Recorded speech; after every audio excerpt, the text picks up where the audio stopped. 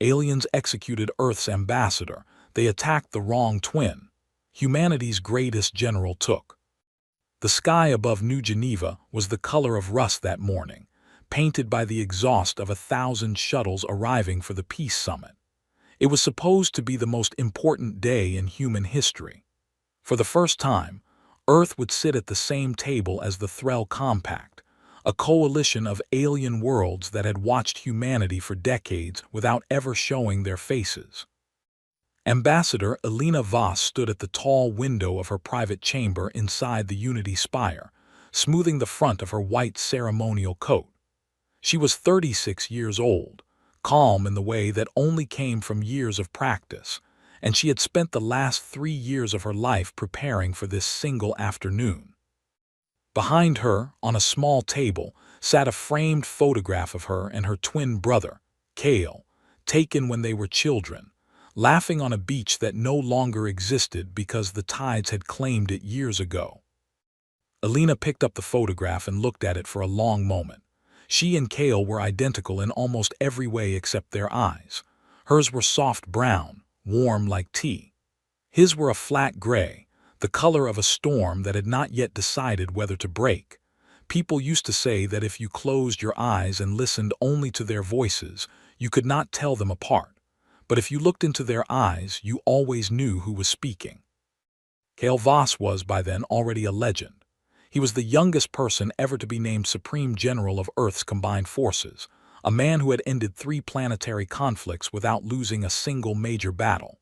Soldiers who served under him said he never raised his voice, not even in the worst moments of combat, because he believed that panic was a disease that spread faster than any weapon. Elena, his sister, had chosen a different path. Where Kale commanded armies, she commanded words. She believed, stubbornly and completely, that talking could solve what fighting could not. That morning before she left for the summit, Kale had called her. "You don't have to go," he said. His voice came through the calm with the particular flatness he used when he was worried and did not want to show it. "Let someone else be the first face they see. Let me send a security detail bigger than the one they gave you." "They gave me the standard detail because that's what diplomacy requires," Elena said, smiling even though he could not see it. "If I show up with an army, Kale, I'm not an ambassador. I'm a threat. You, of all people, should understand that a first impression matters more than firepower." There was a pause on the line, the kind of pause that only existed between two people who had shared a womb, and, for 36 years, had never truly been apart in spirit even when duty pulled them to opposite ends of the galaxy. "Just be careful," Kale said finally. "I have a bad feeling about the Threl, something about how quiet they've been the last few weeks. Quiet is not the same as calm." "I'll be careful," Elena promised. "And when I get back, we'll have dinner. Real dinner, not the kind eaten over a comm screen. I'll even let you pick the restaurant." "Deal," Kale said, and for a moment his voice softened into something almost like the boy on the beach in that old photograph. "I love you, Elena." "I love you too, big brother." She always called him that, even though they were the same age down to the minute, because he had been born 4 minutes before her, and in their family that had always been enough to earn the title. She did not know, as she ended the call and walked out of her chamber toward the summit hall, that those would be the last words she would ever say to him. The Threl delegation arrived exactly on time, which Elena noted with quiet relief, since punctuality in diplomacy was often a sign of respect. They were tall, nearly 8 feet, with skin like polished obsidian and eyes that glowed faintly amber in low light. Their leader introduced himself through a translation device as Ambassador Vashka, a name that human linguists later noted sounded almost mockingly close to Voss. The summit began well enough. There were formal greetings, an exchange of gifts, careful words about peace and cooperation, and the future of 2 civilizations meeting for the first time as equals. Elena spoke about Earth's hope for trade, for shared knowledge, for a future where humanity would not have to fight every stranger it met among the stars. She spoke with the same calm conviction that had carried her through every difficult negotiation of her career. It was 2 hours into the summit when everything changed. A junior member of the Threll delegation, someone who had not been introduced by name, stepped forward and spoke a single word in their own language. The translation devices did not catch it, because it was not meant to be understood by human ears. What followed happened so fast that the security footage, later studied by investigators for months, showed only a blur of motion. 4 Threll soldiers who had been standing silently at the edges of the room dressed as ceremonial guards moved as one. They surrounded Elena Voss before her own security detail could react. Ambassador Vashka stood and raised a hand, and his voice, translated a half-second later into cold and even human words, filled the summit hall. "You sent us your general in disguise, wearing the mask of peace, to study our defenses while pretending to speak of friendship. We do not reward deception with diplomacy." Elena's blood went cold. "There is no deception," she said, her voice steady despite the fear rising in her chest. "I am Ambassador Elena Voss. I am not a soldier. I have never worn a uniform in my life. If you have received false information, please let us resolve this with words, exactly as we came here to do." But Vashka was no longer listening. Later, human intelligence would discover the terrible truth. A Threll spy embedded within Earth's diplomatic corps had passed along a single corrupted file, a facial recognition scan meant to identify General Kale Voss, but mislabeled, whether by error or by cruel design, with his sister's name attached instead. The Threll, who had never encountered human twins before and did not fully understand the concept, believed with absolute certainty that the woman standing before them was Earth's greatest military commander, hiding behind the title of ambassador to gather intelligence for a future war. "You attacked our worlds within your own solar system twice in your recorded history for reasons far smaller than this," Vashka said, his amber eyes narrowing. "We will not wait to discover whether your general intends the same for us." "Please," Elena said, and for the first time since she had entered the room her composure cracked. "Please contact my brother. He will confirm everything I have told you. There has been a terrible mistake." "There will be no contact," Vashka said.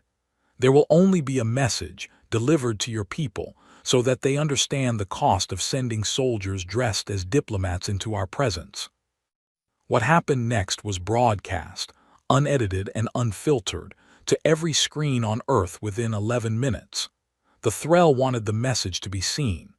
They wanted humanity to feel the weight of what they believed was a justified response to deception. Elena Voss did not scream. In the final seconds of her life, surrounded by 4 armed soldiers from a civilization she had traveled across the stars to make peace with, she looked directly into the camera that the Threll had activated to broadcast her death, and she said the only thing she could think to say. "Tell my brother I forgive him for not being here. Tell him this was not his fault." The broadcast ended less than a second later. Across Earth, in homes, in schools, in military command centers, in the private chamber of General Kale Voss himself, over 4 billion people watched the execution of Ambassador Elena Voss in real time. Kale was standing in the command center of Fleet Headquarters when the broadcast reached him. He had been reviewing patrol reports, half his attention on the summit feed that ran quietly in the corner of the room, the way it had all morning. When the Threll soldiers surrounded his sister, he did not understand what he was seeing at first. His mind refused it, the way a mind refuses the impossible even when the impossible is happening directly in front of it. Then Vashka spoke the words, "Your general in disguise," and something in Kale went very still, the particular stillness of a soldier who has just understood, with total and complete clarity, that a mistake made by someone else was about to cost him everything. He did not shout. He did not move. The officers around him would later say that in the 20 seconds between Vashka's accusation and Elena's death, General Kale Voss did not so much as blink. He stood with his hands clasped behind his back, exactly as he always stood during a briefing, and he watched his twin sister die because an alien civilization had mistaken her for him. When the broadcast ended, the command center was silent except for the low hum of the ship's systems. No one spoke. No one dared to speak. Kale Voss stood facing the blank screen for a full minute, and then he turned to the ranking officer beside him, a woman named Colonel Rhea Marsh who had served under him for 9 years and had never once seen him lose control of his emotions. "Colonel," he said, and his voice was so quiet that she had to lean in to hear him. "Recall every fleet within reach of Threll space. Cancel all leave. I want a full war council assembled within 6 hours." "Sir," Marsh said carefully, "the Council of Earth has not authorized any military." "They will," Kale said, "because in 6 hours I am going to walk into that council chamber, and I am going to tell them exactly what I intend to do, and they are going to understand that stopping me would require more force than any of them possess." Marsh had followed Kale Voss through 3 wars. She had seen him calm, focused, and unshakable in the face of enemy fire that would have broken lesser commanders.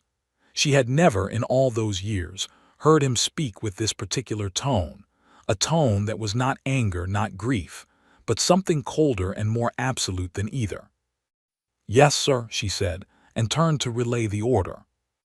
Kale remained alone in the command center for a moment longer. He walked slowly to the terminal where the summit broadcast had played, and he replayed the final seconds, the ones where his sister looked into the camera and spoke her last words.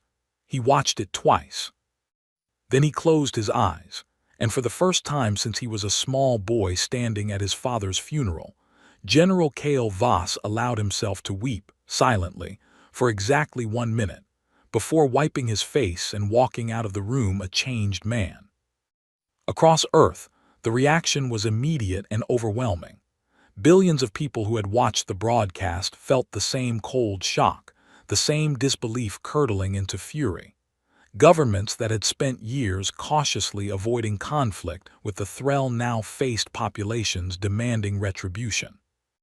In the Unity Spire itself, where the summit had taken place, the remaining human diplomats were evacuated under heavy guard, while investigators began combing through every record of the disaster, trying to understand how a case of mistaken identity had cost a woman her life, and had very possibly cost Earth its fragile chance at peace. But the true weight of what had happened would not be measured in political fallout or diplomatic outrage. It would be measured 6 hours later, when General Kale Voss stood before the Council of Earth, his sister's blood, though he had not been there to see it spilled, feeling as real and close to him as if it stained his own hands.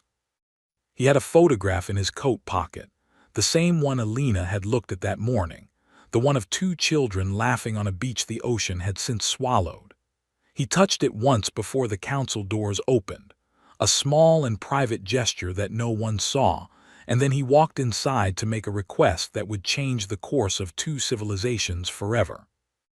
"The Threll murdered the wrong twin," he told the council, his voice steady even though something inside him had shattered beyond any repair that peace alone could offer. "They wanted a soldier. I am going to make certain they understand exactly what that means." The council chamber fell silent. Outside, the sky over New Geneva had turned from rust to a deep and heavy gray, as though the planet itself understood that something irreversible had begun. No one in that room, not even Kale Voss himself, yet understood how far this single terrible mistake would carry humanity, or what it would cost everyone involved before the truth of that day was finally laid bare.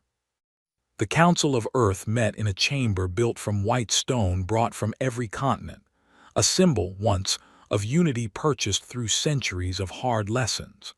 On the day after Alina Voss's death, that white stone felt cold to everyone who sat within it. 12 council members occupied the raised platform at the center of the room, representing every major region of the planet, and in front of them stood General Kale Voss, still in his uniform from the night before, His eyes rimmed red from exhaustion and grief. He refused to show in any other way. Councilwoman Amara Diallo, the eldest member of the council and its presiding chair, studied him carefully before she spoke.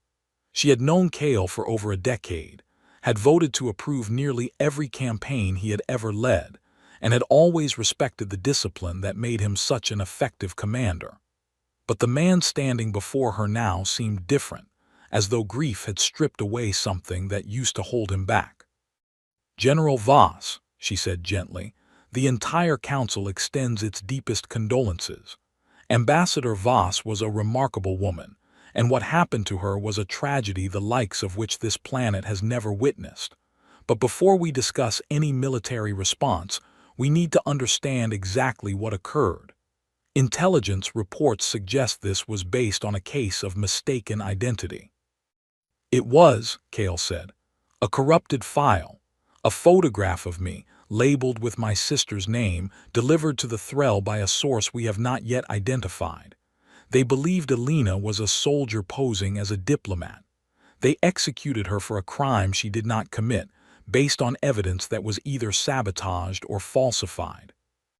"Then this could be resolved through diplomatic channels," said Councilman Yusuf Bikel, a heavy-set man known throughout the council for his caution in matters of war. "If the Threll acted on false information, perhaps they can be made to understand their error. Perhaps there is a path forward that does not require further loss of life." Cale's jaw tightened. "Councilman, they broadcast her execution to 4 billion people. They did not offer an apology. They offered a warning. Do you believe a species capable of that will suddenly discover regret because we send them a strongly worded message? We cannot simply declare war on an entire alien civilization because one delegation made a catastrophic error," Bikel said. "The Threll Compact spans dozens of worlds.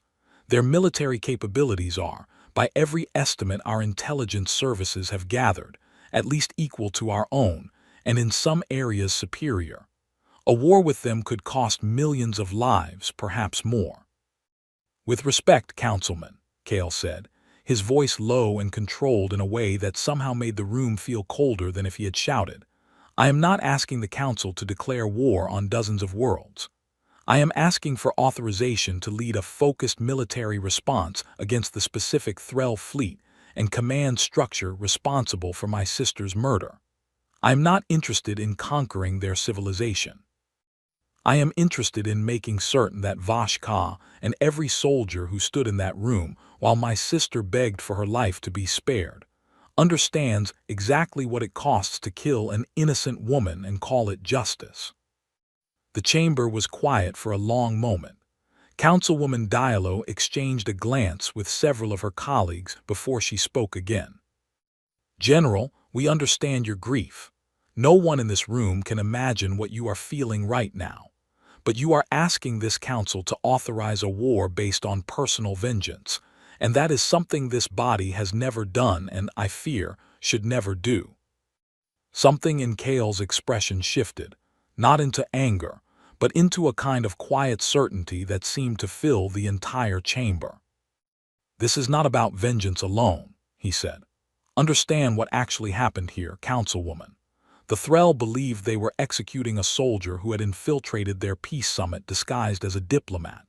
If that is truly their standard for justice, if they are willing to kill first and verify second, then my sister's death is not an isolated tragedy.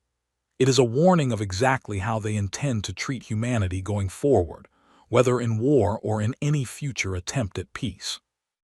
If we do nothing, if we allow this to pass with only words of protest, we are telling every alien civilization watching that Earth can be struck without meaningful consequence. That is a far more dangerous message than any war I could wage." Bikel leaned forward.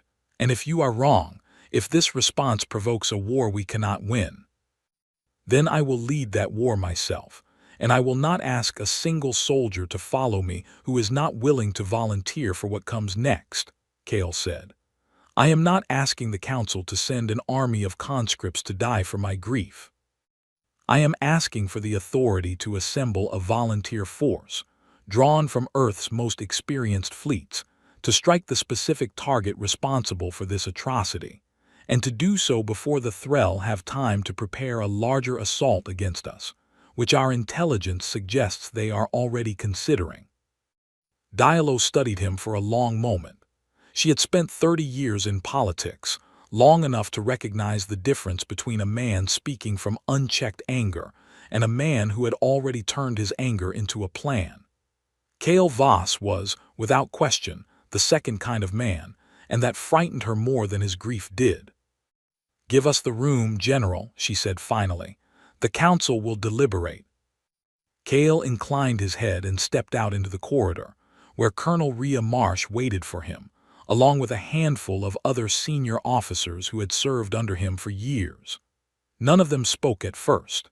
They simply stood together in silence, the particular silence of people who had all watched the same broadcast and could not yet find words adequate to what they had witnessed. "They're not going to authorize it," said Major Dane Okoro, a broad-shouldered pilot who had flown beside Cale in 3 separate campaigns. "Bikel's faction has been against military escalation for years. They'll find a way to delay this into nothing."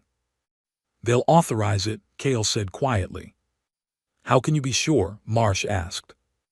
"Because within the hour, every major news network on this planet will finish airing that broadcast for the 10th time, and by tomorrow morning, every citizen on Earth will be demanding the Council do something," Cale said. "Diallo knows this. She is not deliberating whether to authorize the mission. She is deliberating how to explain it to the parts of the public who are still capable of caution."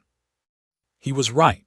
3 hours later, the council reconvened, and Councilwoman Diallo delivered their decision in a voice that carried the weight of a decision no one on that platform had wanted to make, but felt they no longer had the luxury to avoid. "The Council authorizes General Cale Voss to assemble a volunteer strike force, not to exceed 12 capital ships and their support fleets, for the purpose of confronting the specific Threll command responsible for the execution of Ambassador Alina Voss," she said. "This authorization does not constitute a declaration of full war against the Threll Compact. General Voss, you will be held accountable for ensuring your mission remains within these boundaries. Am I understood?" "Understood," Cale said, though something in his eyes suggested that the boundaries of grief did not always respect the boundaries drawn by councils. Word of the authorization spread through Earth's military within hours, and the response stunned even Cale, who had expected volunteers but had not expected the scale of it. Within 2 days, over 400,000 soldiers, pilots, and support crew had submitted requests to join what the media had already begun calling the Voss Fleet, a name Cale privately disliked because it made the mission sound like it belonged to him alone, when in truth it belonged to everyone who had watched Alina Voss die and felt something in themselves refuse to accept it as simply the cost of doing business with the stars. Among those who volunteered was a young fighter pilot named Sable Reyes, barely 24 years old, who had grown up idolizing General Voss from newsreels of his earlier campaigns. She had never met Alina Voss, had never spoken to the ambassador in her life, but something about watching a stranger die on a broadcast meant to be about peace had cracked something open inside her, the same something that cracked open inside millions of others across the planet.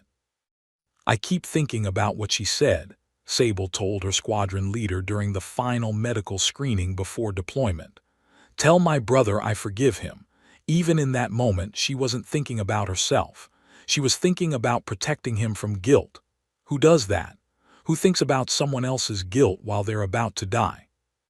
Her squadron leader, a grizzled veteran named Commander Petrov, who had served 2 decades without ever losing his cynicism about war, had no easy answer for her. "Someone who loved her brother more than she feared dying, I suppose," he said. "Let's hope the general channels that better than his grief right now, because grief makes for a dangerous commander." Cale, for his part, spent the 2 weeks of preparation working nearly without sleep. He reviewed every scrap of intelligence Earth possessed on Threll military capability, studied the layout of their command structures, and personally interviewed the intelligence officer who had first traced the corrupted identification file back to its source. That investigation revealed something that chilled even Kale's carefully controlled composure. The falsified file had not been an accident of translation or a technical malfunction. It had been deliberately altered, planted by someone with access to Earth's diplomatic archives, someone who had wanted the Threll to believe that Elena Voss was her brother in disguise. Someone wanted this to happen, Kale said quietly to Colonel Marsh, staring at the evidence spread across his command console. Someone on Earth, or someone working for the Threll embedded here, deliberately sabotaged that file to provoke exactly this outcome. To what end? Marsh asked. Who benefits from a war between Earth and the Threll? Kale did not have an answer yet, but the question settled into him like a splinter, sharp and impossible to ignore. His sister's death had not been a tragic accident born of misunderstanding, as painful as that would have been to accept. It had been engineered deliberately by someone who understood exactly what a mistaken execution would set into motion. I intend to find out, Kale said. But first, I intend to make certain that whoever is responsible understands that provoking this war was the last mistake they will ever be allowed to make. 2 weeks after the execution of Ambassador Elena Voss, the Voss fleet departed Earth orbit, 12 capital ships and their escorts, carrying nearly 500,000 volunteers into the uncertain dark of Threll space. Kale Voss stood on the bridge of the flagship, the Meridian, watching Earth shrink behind them until it became a pale blue point among countless stars. In his coat pocket, as always now, he carried the photograph of 2 children on a beach that no longer existed, and in his chest he carried a grief that had, somewhere in those 2 weeks of preparation, hardened into something colder and far more dangerous than sorrow alone. Behind him, through the tall viewport of the bridge, the distant lights of the Threll frontier glimmered like a warning no one aboard the Meridian intended to heed. The journey to Threll space took 11 days at maximum sustainable speed, and General Kale Voss spent almost every waking hour of it in the war room of the Meridian, refining a plan that had to accomplish 2 impossible things at once. He needed to strike hard enough that the Threll would never again mistake human restraint for human weakness, and he needed to strike precisely enough that the Council's fragile authorization would not collapse into the full-scale war that Councilman Bickel feared above all else. Colonel Rhea Marsh, who had become something close to a second mind for Kale over the years they had served together, watched him work with growing concern. He slept perhaps 3 hours a night, if he slept at all, and he had taken to reviewing the summit broadcast footage alone in his quarters, a habit she discovered only by accident when she came to deliver a report, and found him standing motionless before the screen, watching his sister's final moments for what must have been the 100th time. You don't have to keep doing that to yourself, Marsh said quietly, standing in the doorway. Kale did not turn around. I'm not doing it to myself. I'm doing it because every time I watch it I notice something new. The way Voshka's hand trembled slightly before he gave the order. The junior officer who spoke first, the one whose name we still don't have. The exact positioning of the 4 soldiers who surrounded her. If I am going to lead 500,000 people into a fight against these creatures, I need to understand every detail of how they think, how they move, how they justify what they do. And what have you learned? Marsh asked.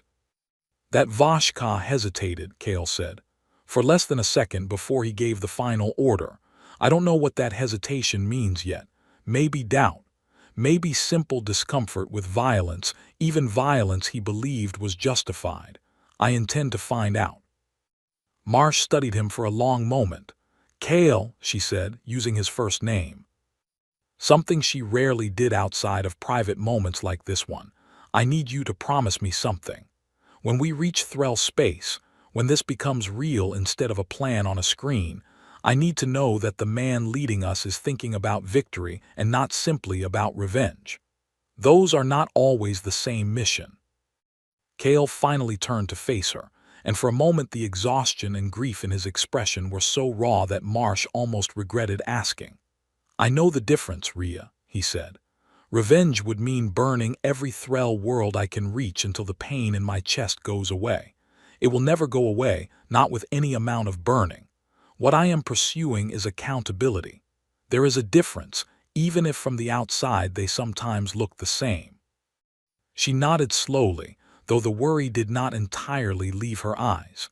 "Just remember that distinction when the fighting starts. It's easier to hold onto in a quiet war room than in the middle of a battle." On the 9th day of the journey, long-range sensors detected the outer edge of the Threll defense network, a series of automated relay stations designed to alert the compact's core worlds of any approaching threat. Kale had anticipated this, and had spent the previous days developing a plan built around speed and precision rather than brute force. The Voss fleet would not attempt a full invasion. Instead, 12 capital ships would strike directly at Threll Prime, the central command world where Ambassador Vashka and the officials responsible for authorizing Alina's execution were stationed, while a smaller detachment created a diversion along the compact's outer border to draw their main fleets away. "It's a bold plan," Major Dane Akaro said during the final briefing, studying the tactical display with a mixture of admiration and unease. "Maybe too bold. If the diversion fails, if their border fleets see through it too quickly, we'll be facing the full might of Threll Prime's defenses with only 12 ships." "The diversion will hold," Kale said, "because it's not a false diversion. Every soldier assigned to that border force is a volunteer who understands exactly what they're doing and why. They are not decoys. They are the first wave of a response the Threll Compact will remember for generations, whether or not we ever reach Threll Prime itself." Sable Reyes, the young pilot who had volunteered in the days after Alina's death, sat near the back of the briefing room, listening with the particular intensity of someone who had never before been part of something this large. She had been assigned to the strike force headed directly for Threll Prime, a placement that filled her with equal parts pride and terror. "You'll be flying escort for the Meridian itself," her squadron leader, Commander Petrov, told her afterward. "That means you'll likely see the general in action up close. Some pilots would kill for that assignment. Others would trade it away in a heartbeat, given what it means about the danger you're flying into." "I volunteered knowing what it meant," Sable said. "I know you did," Petrov said, not unkindly. "I just want to make sure you remember it when the shooting starts and it stops being an idea and starts being real." The fleet crossed into Threll territory on the 11th day, and for the first time since the mission began, Kale Voss allowed himself a private moment before battle. He stood alone in his quarters, holding the photograph of himself and Alina on the beach, and he spoke to it quietly, the way a person speaks to someone they know cannot answer but needs to hear anyway. "I don't know if what I'm about to do would make you proud or make you afraid for me," he said. "You always believed words could fix what weapons couldn't. Maybe you were right, but they took that choice away from both of us the moment they broadcast your death to 4 billion people and called it justice. I'm not doing this because I've stopped believing in what you believed. I'm doing this because I need them to understand that killing an innocent woman for a mistake they made will never again be treated as an acceptable cost of doing business with humanity." He tucked the photograph back into his coat and walked to the bridge, where the countdown to engagement had already begun. The diversion force struck the Threll outer border exactly on schedule, a coordinated assault against 3 fortified relay stations that drew the attention of nearly the entire Threll border fleet, exactly as Kale had predicted. Reports flooded in over the following hours describing fierce but controlled fighting, human pilots executing precise strikes designed to disable rather than annihilate, a restraint that confused Threll commanders who had expected an enemy driven purely by fury. Meanwhile, the Meridian and its escort of 11 capital ships slipped through a narrow, less guarded approach toward Threll Prime, a route Kale's intelligence officers had identified through weeks of careful analysis of Threll patrol patterns. For nearly 6 hours, the plan worked with a precision that felt almost unnatural, as though the universe itself had decided to grant humanity this single act of accuracy in exchange for everything it had already taken. Then 4 hours from Threll Prime, everything changed.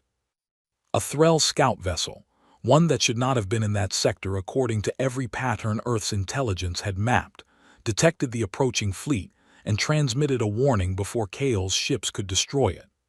Within minutes, Threll Prime's planetary defense network began mobilizing, and the element of surprise that Kale's entire strategy depended upon evaporated. "Sir, they know we're coming," reported Lieutenant Hana Ito, the Meridian's tactical officer, her voice tight with tension. "Estimated defense mobilization in full within the hour. If we press forward now, we'll be fighting a prepared enemy instead of a surprised one." Kale stood at the center of the bridge, studying the tactical display where red markers representing Threll defense ships multiplied with each passing minute. Colonel Marsh watched him carefully, waiting to see which version of her general would answer this crisis, the disciplined tactician or the grieving brother. "Options," Kale said, his voice steady. "We could withdraw and regroup," Ito offered. "Return in greater numbers once the diversion force has drawn more of their fleet away from the core worlds." "Withdrawal now means losing whatever advantage of speed we still have," Major Akoro countered. "If we press forward immediately, before their defenses fully mobilize, we might still reach Threll Prime with enough force to complete the mission." Kale studied the display for a long moment, the weight of 500,000 lives, 12 capital ships, and a promise made silently to a photograph in his coat pocket, all resting on the decision he was about to make. He thought of Alina's final words, broadcast to the entire planet. Tell my brother this was not his fault. She had spent her last breath protecting him from guilt he would carry regardless. He would not honor that sacrifice by making a reckless decision now, driven by grief instead of judgment. "We press forward," Kale said finally, "but not as originally planned. Lieutenant Ito, reroute our approach through the Chaldees debris field. It will slow us by nearly an hour, but it will also mask our approach from their long-range sensors. Major Akoro, I want every fighter squadron prepped for immediate deployment the moment we clear the field. We are not abandoning this mission, but we are not walking blindly into a fully prepared defense network either." Alina believed that even in the middle of conflict, there is always a smarter path than the obvious one. "I intend to prove her right, even here." The order was given, and the Meridian and its escort fleet altered course, vanishing into the drifting debris of the Chaldees field, an ancient graveyard of shattered asteroids, and the wreckage of long-forgotten Threll vessels destroyed in conflicts humanity knew nothing about. Somewhere ahead, Threll Prime's defenses continued mobilizing, unaware that the fleet they hunted had changed its approach, buying Kale Voss and everyone aboard his ships a narrow, uncertain window of opportunity. Sable Reyes sat in her fighter, powered down and drifting silently among the debris alongside dozens of other craft, waiting for the order to launch. Through her cockpit window, she could see fragments of ancient wreckage tumbling slowly past, remnants of battles fought long before humanity had ever encountered the stars beyond its own solar system. She thought of Alina Voss's final words, the ones that had convinced her to volunteer in the first place, and she wondered, not for the first time, whether the woman who had spoken them would recognize the war being fought in her name. Ahead past the debris field, Threll Prime waited, its defenses gathering, its command structure unaware of the reckoning approaching through the silent dark. And somewhere within that gathering storm, General Kale Voss prepared to discover whether accountability and vengeance could truly be kept as separate as he had promised Colonel Marsh they would be. The Chaldees debris field swallowed the Voss fleet in silence and shadow for nearly an hour, 12 capital ships drifting among the broken remains of ancient battles, their engines cold to avoid detection. Inside the Meridian, General Kale Voss stood at the tactical display, watching the slow crawl of his fleet's projected path toward Threl Prime, and beside him, Colonel Rhea Marsh studied the readouts of enemy defense mobilization with a frown that deepened by the minute. "Their defense network is nearly at full readiness," Marsh said. "Once we clear this field, we'll have perhaps 20 minutes before every ship and ground battery on Threl Prime is prepared to meet us." 20 minutes is enough, Kale said. "It has to be." The fleet emerged from the debris field exactly as planned, and for a brief, terrible moment, the space around Threl Prime seemed almost peaceful. The planet itself, a deep violet sphere ringed with the lights of orbital stations. Then the silence shattered. Threl defense ships, dozens of them, surged forward from their stations, and the void filled with the blinding streaks of energy weapons as the battle for Threl Prime began in earnest. "Launch all fighters," Kale ordered, and within seconds the Meridian's flight bays emptied. Dozens of small craft, including Sable Rays' fighter, streaking out into the chaos to intercept the incoming wave of Threl interceptors. The battle that followed was unlike anything most of the volunteers aboard the Voss fleet had ever experienced. Threl weapons technology proved more advanced than Earth's intelligence had estimated, capable of punching through shields that should have held far longer than they did. Within the first 10 minutes, 2 of Kale's 12 capital ships had sustained critical damage, and the number of fighters lost climbed with a speed that made even Colonel Marsh's composed expression falter. "Sir, the Halcyon has lost primary shields," Lieutenant Ito reported, her voice tight. "They're requesting permission to withdraw." "Granted," Kale said immediately. "No ship holds position past critical damage. I will not trade lives for pride." Sable Rays, meanwhile, fought through the chaos with a focus that surprised even herself, weaving her fighter between the wreckage of destroyed craft, both human and Threl, as she and her squadron pushed toward the outer defense platforms that guarded Threl Prime's primary command facility. Commander Petrov flew beside her, his voice steady over the comm despite the danger closing in from every direction. "Rays on your 6, Petrov barked, and Sable banked hard just as a Threl interceptor's weapons fire tore through the space she had occupied a half-second earlier.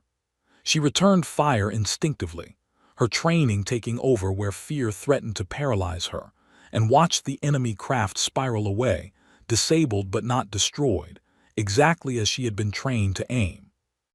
Aboard the Meridian, Kale watched the battle unfold with the particular stillness that had unsettled so many officers over the years, a calm that existed not because he felt nothing, but because he had learned long ago that panic served no one in the middle of a fight. Still, when a stray report crossed his display noting that the Halcyon's casualties included 17 confirmed dead, something behind his eyes tightened, a private grief added silently to the one he already carried. "General," Marsh said quietly, "we're within range of the primary command facility. If we're going to make our move, it needs to be now, before their reinforcements from the outer stations arrive." Kale nodded. "Take us in. Target the central command tower directly. I want a boarding team ready the moment we breach their defenses. This is not going to be a bombardment, Colonel. I want Vashka alive, and I want him to answer for what happened to my sister in front of witnesses who cannot be silenced or falsified." The Meridian surged forward through the chaos of battle, its escort ships forming a protective formation around it as they pushed toward the looming spires of Threl Prime's command facility. Enemy fire raged against their shields, and twice Kale felt the ship shudder violently beneath him as strikes found their mark. But the Meridian held, and within minutes it reached firing range of the central tower. "Disable their primary defenses," Kale ordered, and precise strikes from the Meridian's forward batteries tore through the tower's outer shield generators, leaving the structure vulnerable. "Boarding team, you are clear to breach." Kale himself led the boarding party, a decision that Colonel Marsh had argued against fiercely during the mission's planning stages but had ultimately been unable to prevent. "I will not send soldiers to face Vashka while I remain safely aboard this ship," he had told her. My sister looked her killers in the eye without flinching. I will do the same. The breach team cut through the tower's outer defenses and moved swiftly through corridors filled with the amber emergency lighting of a facility under siege.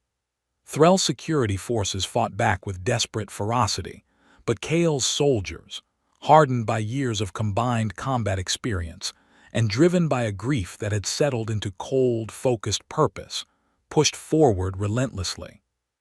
They found Ambassador Vashka in the command chamber at the tower's summit, surrounded by a dwindling handful of guards who dropped their weapons the moment Kale entered the room, flanked by Colonel Marsh and a dozen heavily armed soldiers. Vashka stood near the room's central console, his amber eyes wide with something that, on a human face, would have been unmistakable fear. "You are the general," Vashka said slowly, studying Kale's face with an expression of dawning, horrified recognition. "The resemblance. I understand now. You and the ambassador you were." "Twins," Kale said, his voice carrying a weight that filled the entire chamber. Her name was Elena Voss. She spent her entire life believing that words could accomplish what weapons never could. She came to your summit unarmed, carrying nothing but hope for a peace between our peoples. And you executed her, broadcasting her death to billions because someone gave you a falsified file and you did not think to question it before taking a life. "We received confirmed intelligence," Vashka said, though his voice had lost the cold authority it carried during the broadcast of Elena's execution. "A facial identification, cross-referenced against military records. We believed." "You believed what someone wanted you to believe," Kale said, stepping closer. "Someone deliberately falsified that file, Ambassador. Someone wanted my sister dead and wanted you to be the one who killed her, because that would guarantee exactly what has happened since. War between our peoples. Tell me, Vashka, in your months of preparing for that summit, did anyone within your own delegation express doubts about attending? Anyone who seemed unusually eager to see the meeting fail?" Vashka's expression shifted, uncertainty replacing fear. "There was one," he said slowly. "Jaranau, a junior attaché assigned to our delegation only weeks before the summit, over the objections of several senior officials who found the timing unusual. It was Jaranau who first spoke the accusation against your sister, before I had even reviewed the file myself. I assumed the intelligence had been properly verified. I did not think to question a member of my own delegation." Kale felt something cold settle in his chest, a confirmation of what he had suspected since Colonel Marsh first showed him evidence of the falsified file weeks earlier. Someone, either within the Threll compact itself, or working on behalf of some third party neither Earth nor the Threll had yet identified, had engineered his sister's death specifically to ignite this war. "Where is Jaranel now?" Kale asked. "Gone," Vashka said. "Departed from Threll Prime the day after the execution, citing a reassignment that no one has since been able to verify. We believed it strange at the time, but in the chaos following the broadcast, no one thought to investigate further." Colonel Marsh stepped forward. "General, this changes the situation considerably. If Vashka is telling the truth, then he may be as much a victim of manipulation as Elena was." Kale studied Vashka for a long moment, the anger that had carried him across the stars warring silently with the tactical clarity that had made him humanity's greatest general. He thought of Elena's final words again, the ones she had chosen to spend not on fear or anger, but on protecting her brother from guilt. She had believed, until her very last breath, that understanding mattered more than punishment. "You executed an innocent woman without adequate proof," Kale said finally. "That failure belongs to you, regardless of who manipulated the evidence you acted upon.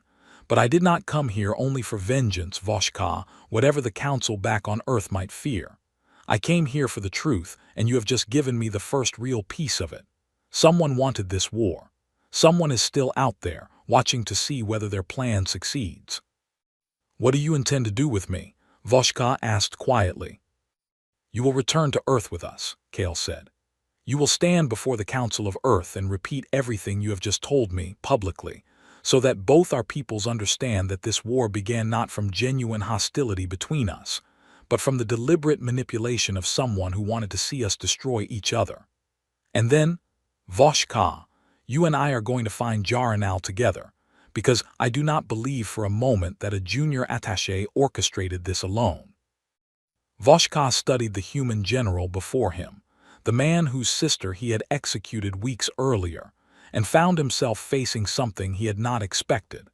Not blind fury, but a cold, unwavering determination to uncover a truth larger than either of their civilizations had yet understood. Outside the command tower, the battle for Threl Prime continued to rage, but within its walls, the true shape of the war that had claimed Elena Voss's life was only just beginning to reveal itself. A shape neither Earth nor the Threl Compact could have anticipated when the summit had first begun weeks earlier beneath a rust-colored sky. With Ambassador Voshka captured and the truth of the falsified file exposed, General Kale Voss made a decision that stunned nearly everyone aboard the Meridian. He ordered an immediate ceasefire, transmitted openly across every frequency the Threl Defense Fleet monitored, along with a message explaining, in plain and simple terms, that the war had begun through manipulation rather than genuine hostility between their two peoples. They won't believe it, Major Okoro warned, watching the tactical display where Threl ships continued to circle warily, uncertain whether the sudden silence from the human fleet was a trick or a genuine offer. Not after what happened at the summit, not after everything since. They don't have to believe it yet, Kale said. They only have to hold their fire long enough to hear it from someone they trust. He brought Voshka to the Meridian's communication array himself, and stood beside him as the Threl ambassador addressed his own defense fleet, his voice carrying across the void with an authority that even captivity had not entirely stripped from him. Voshka explained what he had told Kale in the command chamber, the falsified file, the junior attaché who had vanished without a trace, the deep uncertainty that now colored everything he had believed about the summit's collapse.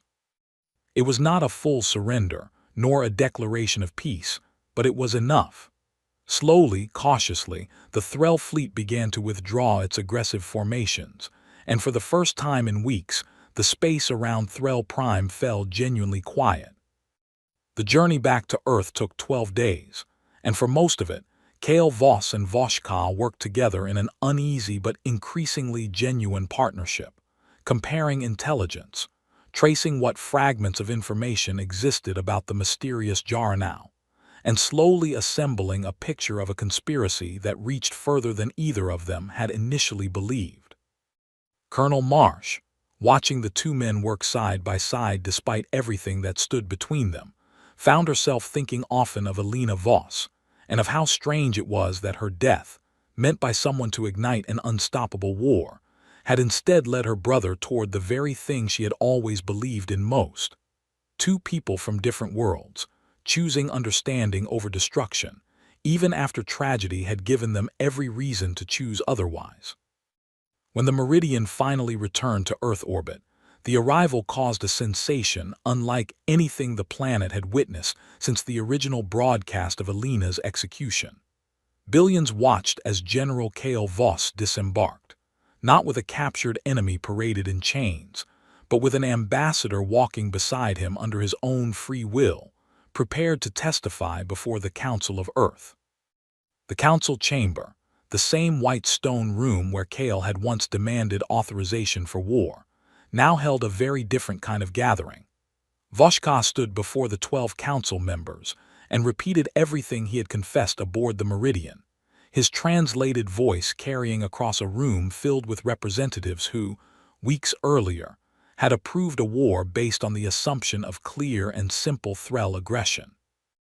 "I do not offer this testimony to excuse what I did," Voshka said, his amber eyes steady despite the weight of the moment. "I executed an innocent woman based on evidence I should have questioned more carefully. That failure is mine alone, and I will answer for it in whatever way both our peoples deem just. but the evidence itself was deliberately corrupted by someone who wanted this war to happen, someone who understood that grief and fear could accomplish what open aggression could not. Councilwoman Diallo, who had authorized Kale's mission weeks earlier with such visible reluctance, studied the ambassador carefully. "And you believe this Jaranal was working for a third party, not simply a rogue element within your own government?" "I believe it strongly," Voshka said.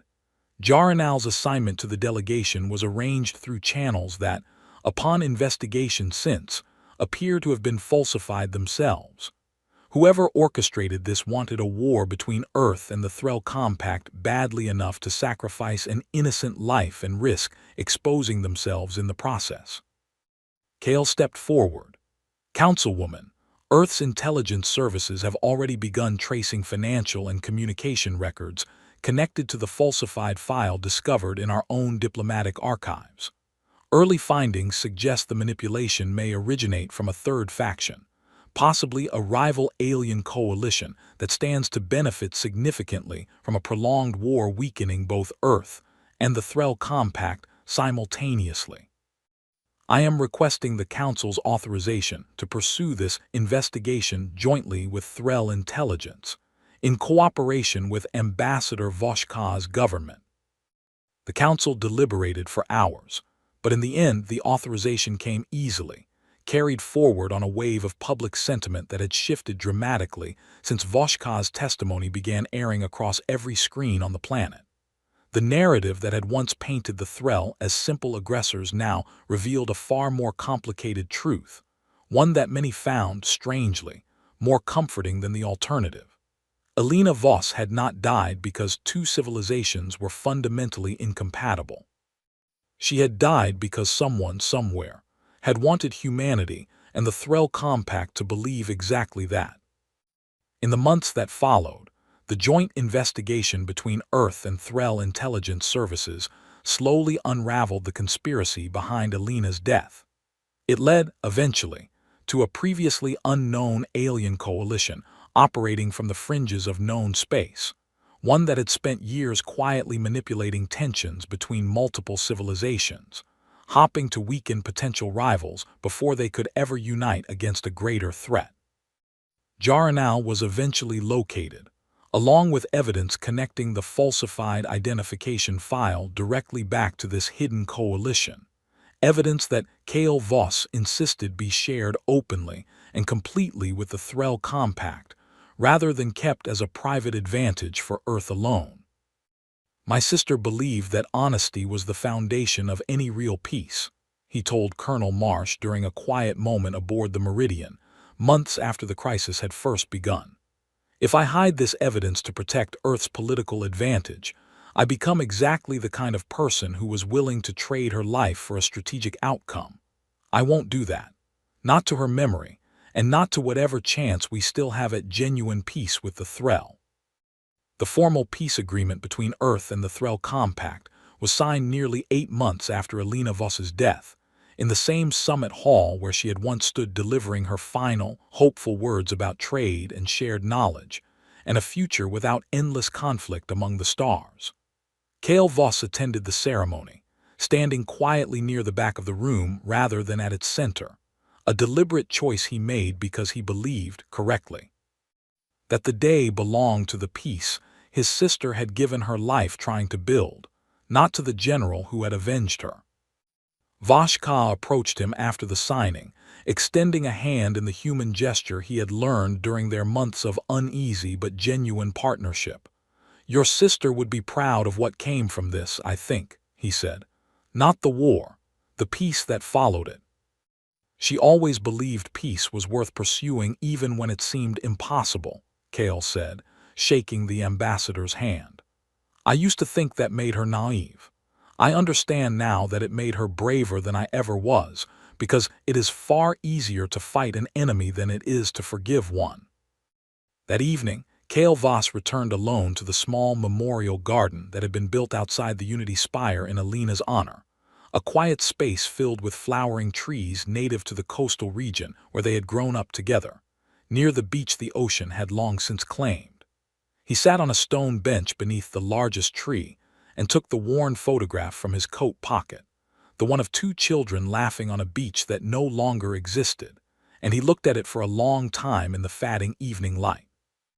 "We got there, Alina," he said quietly, to no one but the photograph and the quiet garden around him. "It took losing you to make it happen, and I would trade every part of this piece to have you back instead. But I don't think you would have wanted me to say that. You always believed the good that came after loss still mattered, even when the loss itself never stopped hurting."